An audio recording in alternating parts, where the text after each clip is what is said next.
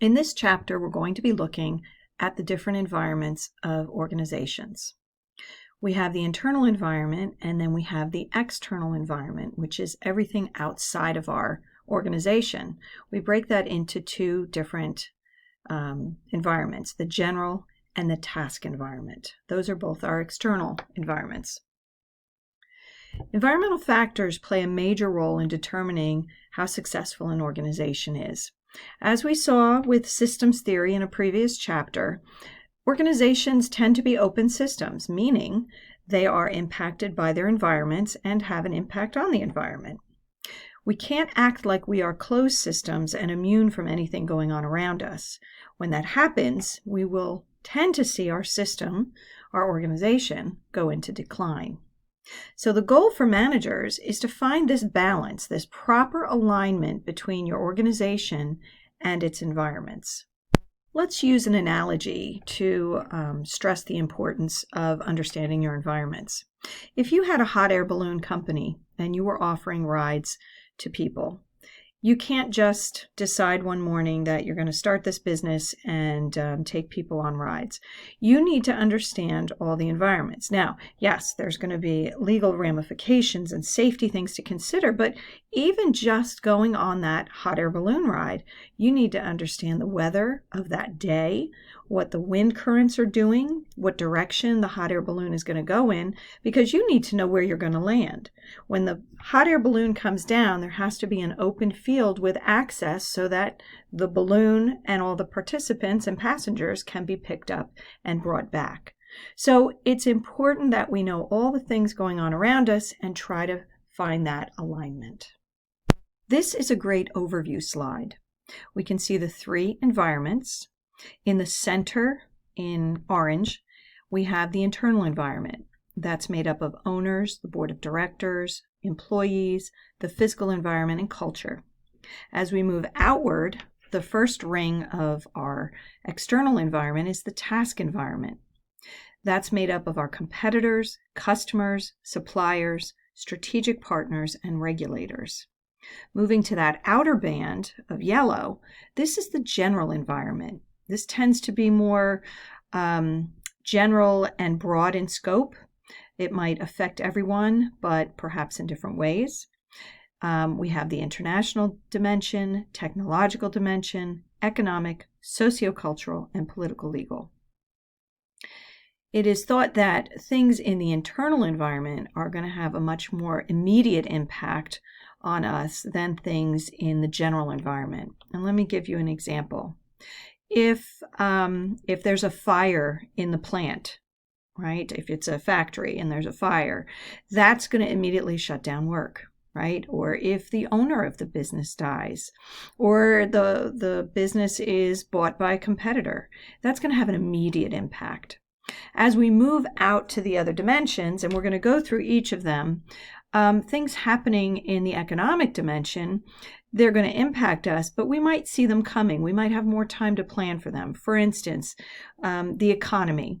We might see that the economy is kind of shifting, or it's getting stronger, or maybe it's getting weaker, and we can plan for that. Let's start by looking a little closer at the general environment. So these are broad dimensions. They will affect everyone, but maybe some businesses are more impacted by it than others. So the economic dimension is general economic growth, things like inflation, interest rates, and unemployment. It's telling us how our economy is doing. And this is important. If we see that unemployment is going up, that might impact our ability to hire new people. If we see that we're headed into a recession and consumer confidence is down, we might want to slow our production if we're starting to see our inventory expand. The technological dimension, these are the elements that help us convert our resources into products. So as technology advances, we might be able to automate more, making our facility a more efficient production. We have the sociocultural dimension. This refers to the customs and values and the demographic characteristics of society. So examples here might be, more larger families perhaps, or smaller families. Like, if the average number of children is dropping, that's a characteristic of society. Or if divorce rates are going up, or if people are waiting longer to get married. These are all like demographic characteristics of society. We can also think about sociocultural dimension as trends. The trends we see in our society, such as a movement for more green technology or more socially responsible behaviors. Moving on to the political legal dimension, this is the government regulation of business. For instance, back in 2006, New Jersey passed a law banning smoking in indoor restaurants and bars.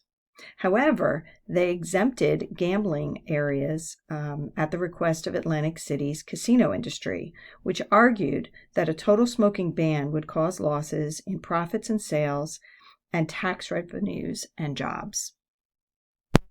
Finally, we have the international dimension, which is the extent an organization is involved or affected by business in other countries. Even if you're not a multinational firm, you may still be affected by the international dimension. You might get your products or raw materials from an international source, and you might be affected by trade agreements. Let's look at some specific examples with McDonald's. Here you can see a few examples under each of the different general environment dimensions. So as we go around, we'll start with the economic dimension. At the time this slide was put together, there was modest economic growth, moderate unemployment, and low inflation. So understanding this, McDonald's can put a plan together for the next year or 2 years or even 5 years, trying to determine what they need to do with prices. If inflation was very high, they might have to increase their prices. With it being low, prices might remain this pretty level. Unemployment is also important to understand. When unemployment is high, then we know there's a lot of people looking for jobs, and it might be easy for us to hire people. The technological dimension. We might have improved information technology, which helps us make decisions more effectively or quicker than we could have in the past, and we might have more efficient operating systems.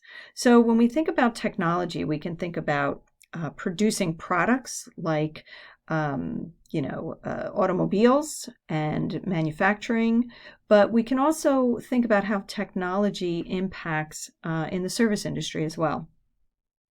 Then we have the sociocultural dimension. So here we see 2 examples: demographic shifts in the number of single adults and dual income families, and growing concerns about health and nutrition. So when you think about McDonald's, I immediately think of French fries, fried food, burgers, not necessarily the healthiest options. But if we see that there's a trend towards health and nutrition, we might want to modify our menu to add options so that there's more options for people that are looking for those healthier things. I always remember when my kids were young, they added apple slices to the menu for the kids' meals as a healthy option. And it actually was, a great thing, because when you ask your kids, what do you want in your Happy Meal, French fries or apples, they're going to say they want both. So if you said, well, you have to pick one, they tend to go with the French fries. So of course you're going to buy both, so they eat the apples as well as the French fries. So great move for McDonald's to add a healthy option that actually made me buy more food from them for my kids.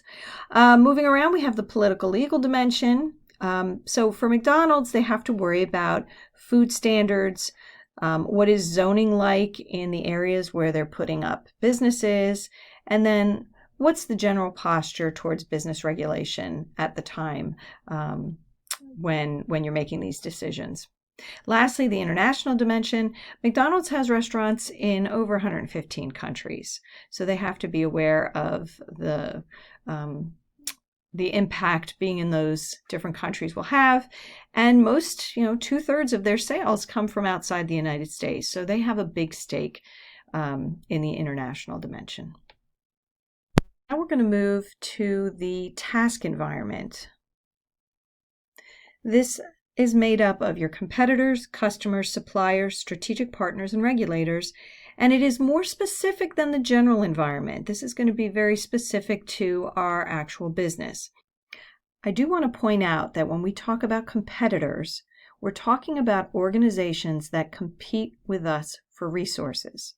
So our competitors can be more than just other businesses selling exactly the same products as us. They could be people trying to hire people that we want to hire, right? Now for McDonald's, it might not be so specific, but if we're talking about a high-tech company or a company that's got a very specific need for a certain type of employee, a very different business might want someone with those same skills, and we might be competing with them for employees that we want to hire, or we might be competing for retail space that we might need. Now, customers are going to be specific to our business. They're going to be anyone who pays money to acquire our products or services. Our suppliers are going to be those that supply us with the resources we need. And we might choose strategic partners, companies that work together with us in joint ventures or partnerships. We'll look at examples in a second. And lastly, we have regulators. These are bodies that have the potential to control, to legislate, or influence our policies and our practices. So here's some examples of some regulatory agencies: the Environmental Protection Agency, the Securities and Exchange Commission, the Food and Drug Administration, and the Equal Opportunity Commission.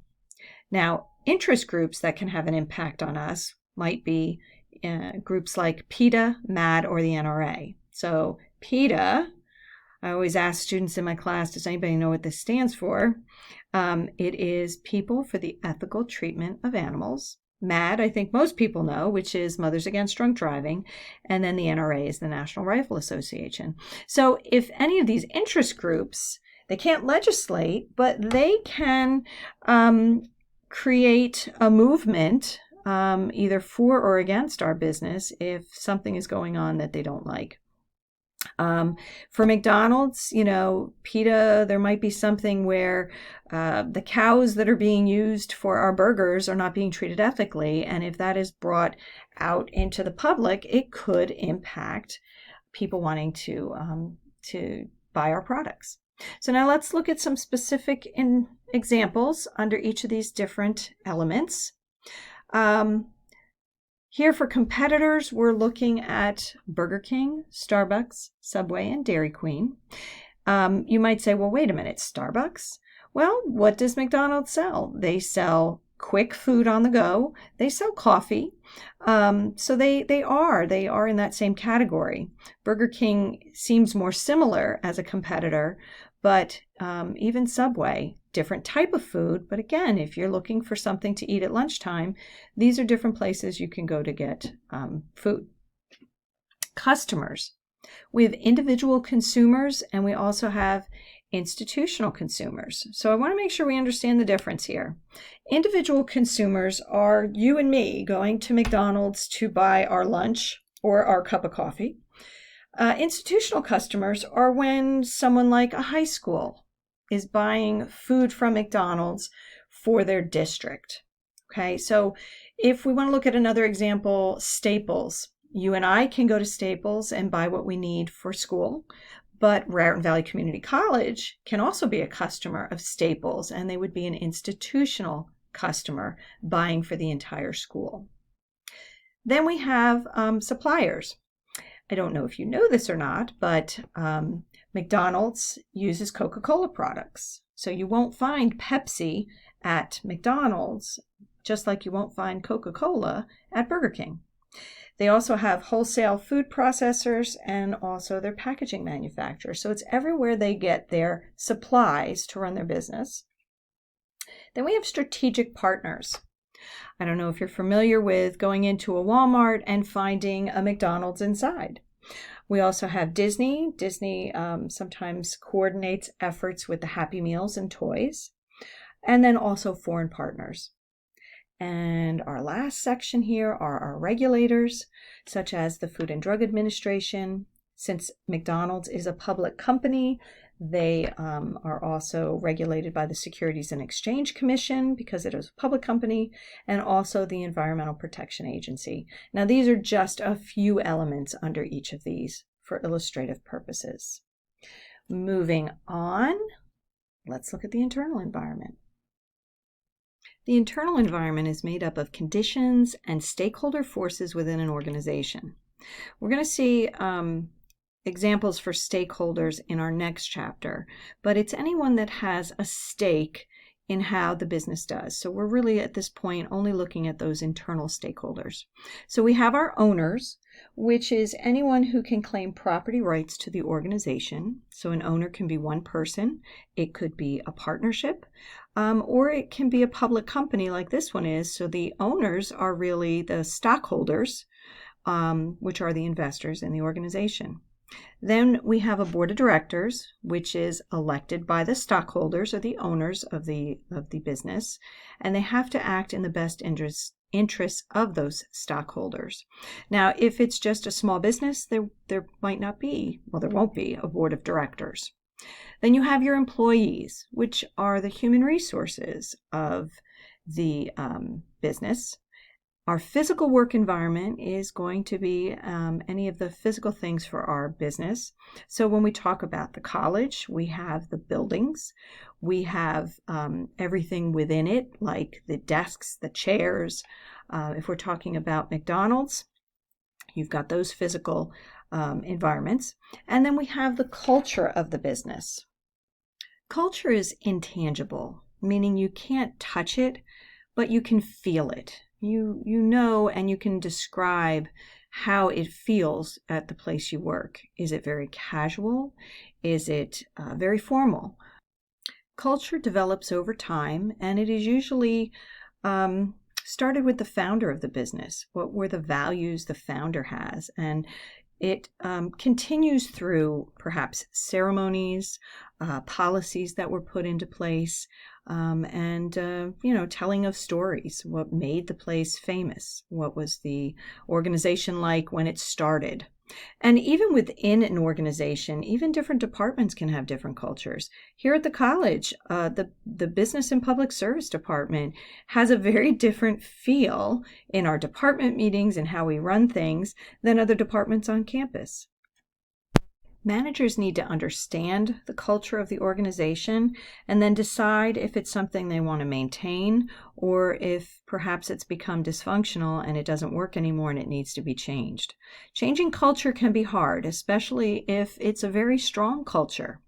And if it's a strong positive culture, why would we want to change it? It might be fine to keep. But if, for instance, you merge two companies together and the cultures are very different, it could be a problem in moving the company forward if we want to see some synergies, right? So it's important to understand it and then to figure out how we can either maintain it or change it as necessary. And it can be difficult to change, but sometimes an effective way to signal a change is when you see a change maybe in management. So if a new manager is brought in from outside the company, that kind of signals that change is going to be coming, and it might make people more open to seeing a change. And we can foster a change by rewarding employees that are behaving and supporting the kind of culture we want to see. As I said, culture is intangible, so it defies objective measurement or observation, yet it is the foundation of our internal environment.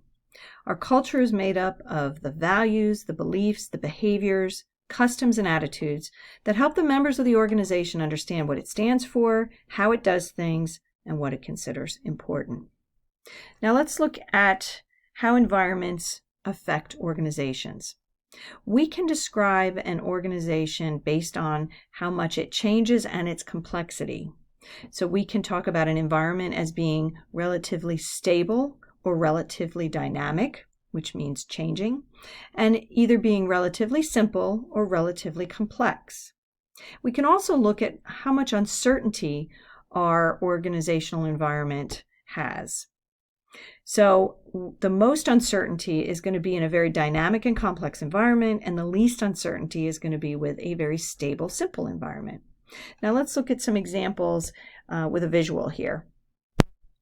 So along this side, we have the degree of change in the environment, and along this side, we have the degree of homogeneity. That just means how similar is something. So this becomes 4 quadrants, and we see we have the most uncertainty with a dynamic and complex environment. That's the intersection here. And the least uncertainty is with a very simple environment that's very stable. So we'll start here, and I have an example with each of these 4 quadrants, and we'll start with Subway. Subway is relatively simple and stable, although no company faces no uncertainty, because there's always uncertainty. Some operations like Subway have relatively low levels of uncertainty to contend with. For instance, for Subway, they have a very specific segment of the market. They produce a limited product line, and they have a stable network of suppliers. So they have relatively consistent competition. As we move over here to look at a moderate degree of uncertainty, we can see these 2 examples. We have Levi's, and we also have Ford. So with Levi's, it's a simple environment, but it is also dynamic. So as a clothing manufacturer, they have a certain kind of clothing buyer that they're making clothes for. So in that regard, it tends to be simple, but they have to be sensitive to fashion changes. So there is that element that's dynamic. They have few competitors. Then we have Ford, which is a different combination of these environments, but also has moderate uncertainty. So Ford has a stable but complex environment. So it's complex because they have so many different and varied suppliers, regulators, consumer groups, and competitors to deal with. But change in the automotive industry happens very slowly. So even though styles may have changed over time, a car is still 4 wheels, a steering wheel, a glass windshield, and an engine, etc. Lastly, we have Samsung, which has, as an example of something with the most uncertainty, it's very dynamic and complex. So other examples, anything in the electronics field where we have technology changing and innovating very rapidly. We have differences in suppliers and competitors, and so there's a lot of uncertainty in those markets for those types of companies. Now let's look at Michael Porter's 5 competitive forces. Michael Porter is a Harvard professor and an expert in strategic management, and he proposed this way of looking at our competitive forces. So we have these 5 elements. We'll start here with the threat of new entrants. Threat of new entrants is looking at how easy is it for a competitor to enter into that market. The threat of new entrants is high if it's easy to enter a market. So it doesn't take a lot of capital to open a small retail store, right? You could rent the space and be up and running, or even a pizzeria or a restaurant. But something like an automobile manufacturer or an airline manufacturer, it takes a lot more capital, and it would be a lot harder to enter that market. Then we have competitive rivalry. What is the rivalry between the firms in the same industry? A good example for a high competitive rivalry would be Coke and Pepsi. Then we have the threat of substitute products. Can other products work just as well as the one that you're selling? So you have to be aware of what's coming up through the pipeline for other businesses. For instance, do we need DVD players anymore now that we can stream things directly? Next, we have the power of buyers. So this is the extent that the buyer can influence suppliers. So if I am one of just a few buyers of the product you sell, I have some influence over what I'll pay, and I might be able to get you to change your prices or how you make the product for me. And then we have the same thing here with the suppliers. How much power do suppliers have over me? If there is only one supplier where I can get a certain thing I need to make my product, then they can kind of charge me whatever they want. So think of a monopoly, right? They can set the price. And sometimes when this happens, when we have a supplier that has too much power over us, it can lead to a lot of uncertainty because we might not be able to control what that product is going to cost us. So going forward, a strategic decision might be that this company decides to either buy that company out so that they have full control over what they need, or maybe they do it themselves and start creating that product themselves so that they don't need to go to a supplier. Let's move on and look at how organizations adapt to their environments. So information management is very important. All right, we talk about wanting to know what's going on in all of our environments. Well, how do we get that information? Boundary spanners are employees that spend much of their time outside of our organization. So it might be a sales rep. So they are out there talking with customers and suppliers, and they're bringing really important information back. Environmental scanning is keeping an eye on what's going on in your environments through reading and monitoring the environment regularly, and then also maintaining an information system so that this information is handy and available as you need to make decisions. So we are monitoring our environments and getting information, but then how do we respond? Well, we have different responses. We can maintain the status quo, meaning do nothing differently. We can alter our current strategy. Maybe we're tweaking it because it just needs to evolve a little, or we have to come up with a brand new strategy. So some of the responses might be in the form of mergers, acquisitions, or alliances. So when I gave the example of having a supplier that had too much power over us, we might actually purchase or acquire that supplier to get rid of that uncertainty, right? So these are some of the responses we might take. Lastly, let's look at how organizations respond to their environments. One thing we should try to do is design flexibility into our structure so that we can respond appropriately when our environments change.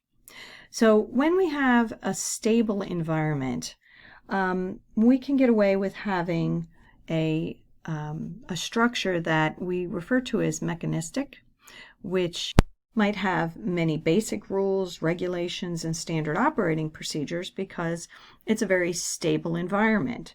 But if we're in a very dynamic environment where things are changing rapidly, that won't work, and we'd be better served having our organization be more what they refer to as organic. So it doesn't have a lot of these formal rules and rigid structure so that it can adapt quickly. Lastly, we can have a direct influence on the environment. As you can see on this list here, lobbying was one of the points. And when I referred back to the change in the legislation barring smoking in indoor establishments in New Jersey, it didn't apply to Atlantic City because they lobbied that it wouldn't apply to them. So you can, when you see something happening, have a direct influence on your environment. For instance, if we have a supplier and we're worried about pricing, we can negotiate and sign a long-term contract so that we know exactly what something is going to cost going forward.